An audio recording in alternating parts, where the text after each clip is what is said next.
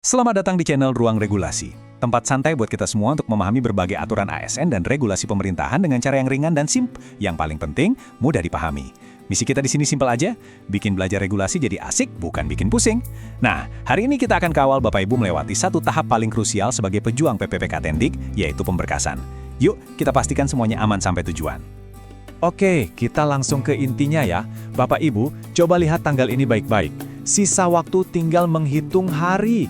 Batas akhirnya sudah di depan mata. Ini bukan sekedar tanggal biasa loh, ini adalah garis finish dari perjuangan panjang kita semua. Jangan sampai semua usaha kemarin jadi sia-sia cuma karena hal sepele di akhir. Jadi, apa sih penentu nasib di garis finish ini? Jawabannya ada di 10 dokumen wajib ini. Ingat ya, 10. Bukan 9, bukan 11. 10 dokumen ini kunci terakhir untuk membuka gerbang pengangkatan Bapak Ibu sekalian. Kalau nggak lengkap atau nggak benar, perjuangan lulus kemarin bisa benar-benar hangus. Nah, ini bukan gertakan ya, ini aturan resmi. Coba lihat di layar, dianggap mengundurkan diri. Artinya apa? Artinya sistem itu nggak akan bertanya dua kali. Kalau Bapak Ibu telat atau berkasnya nggak lengkap, kelulusan akan dibatalkan secara otomatis. Titik. Ini mutlak dan nggak ada pengecualian. Baik, biar nggak panik dan nggak ada yang terlewat, yuk kita bedah bareng-bareng checklist wajib ini. Anggap saja ini peta menuju nomor induk PPPK Anda.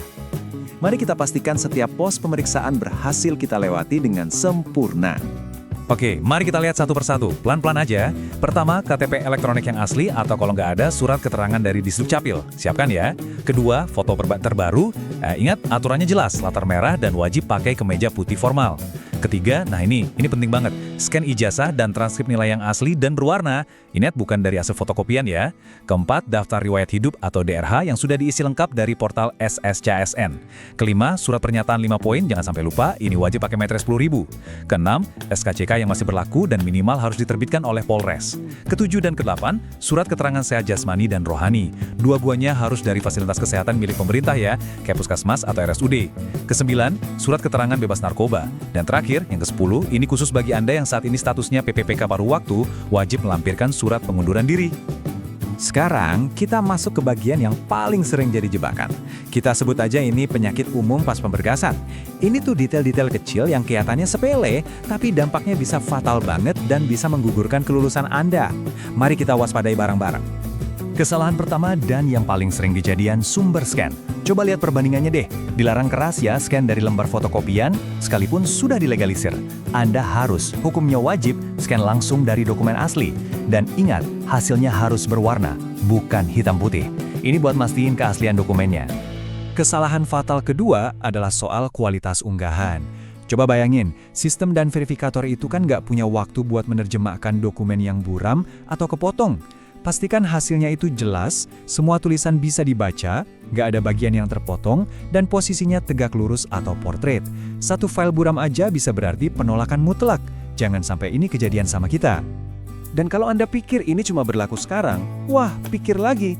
Untuk menggarisbawahi betapa seriusnya hal ini, coba kita baca kutipan resmi ini. Konsekuensi dari pelanggaran administrasi itu nggak berhenti di tahap pemberkasan loh. Bahkan setelah Anda ditetapkan jadi PPPK pun, kalau ditemukan kesalahan di kemudian hari, status Anda bisa dibatalkan. Jadi, yuk kita kerjakan dengan super teliti dari sekarang. Oke, setelah tahu semua aturannya dan juga jebakan-jebakannya, sekarang waktunya untuk bertindak. Anggap aja ini sebagai satu misi terakhir dalam perjuangan Anda menjadi PPPK. Kita di sini buat memastikan misi ini berhasil. Mari kita kawal proses ini bareng-bareng sampai tuntas. Tentu, setiap orang mungkin punya kendala yang beda-beda ya. Mungkin ada yang bingung soal SKCK atau surat sehat. Nah, jangan panik sendirian. Coba lihat pertanyaan di layar. Ada kendala di dokumen nomor berapa? Tulis aja di kolom komentar di bawah. Yuk, kita bangun komunitas yang saling dukung. Kita bantu cari solusinya bareng-bareng. Sebagai penutup, saya mau Anda merenungkan kalimat ini. Lebih baik kita begadang semalam buat mastiin semua dokumen beres daripada menyesal seumur hidup karena gagal jadi PPPK cuma gara-gara salah unggah. Semua kerja keras, semua doa dan harapan kita itu bergantung pada ketelitian kita dalam beberapa hari ke depan. Pastikan semuanya sempurna. Terima kasih banyak sudah menyimak panduan ini sampai akhir. Semoga semua proses pemberkasan Bapak Ibu lancar jaya tanpa kendala. Jangan lupa subscribe channel Ruang Regulasi ya, supaya nggak ketinggalan panduan dan informasi penting lainnya. Sampai jumpa!